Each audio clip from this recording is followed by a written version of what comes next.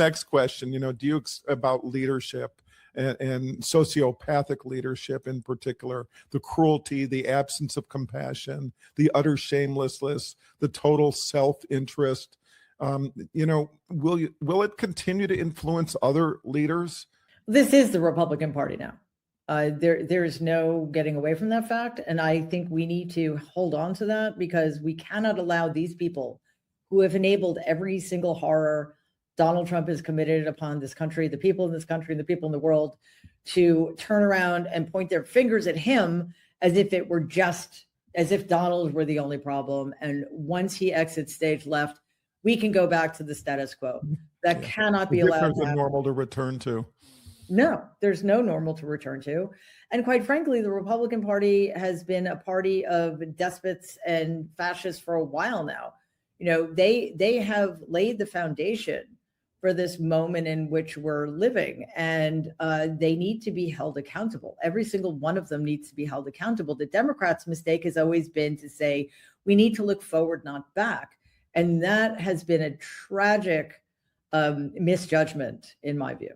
Yeah, well, in fact, it's a book that I'm planning to write. I'm in a process right now, which has sort of led me back to the Revolutionary War and the Civil War and the McCarthy era and the Lost Cause era and again and again, traitorous among us who have not been held accountable as the country made a decision, as leaders made a decision. Let's just move on. Fearing the conflict, fearing or not being willing to engage in the inevitable conflict that holding the worst among us accountable would require.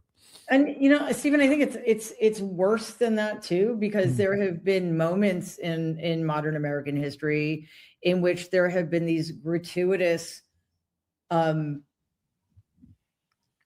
choices that presidents have made to rehabilitate some of the worst people in American history. Gerald Ford is known for pardoning Richard Nixon, which was an awful mistake, but he also pardoned Robert E. Lee. And then, to add salt into the wound, Jimmy Carter pardoned Jefferson Davis. So, it's not just that we don't hold people accountable.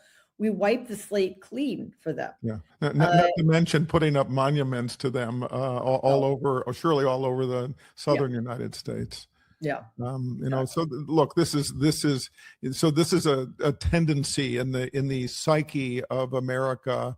Whether it's the aversion to risk, the willingness or the unwillingness to look squarely at the traitorous behavior, or whether it's, and not wanting to face conflict, or whether it's really saying, I'm in power now, I don't want to look back, I just want to go forward.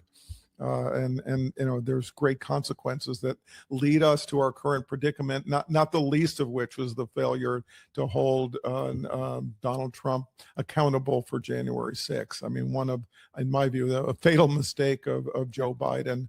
So again, here we are.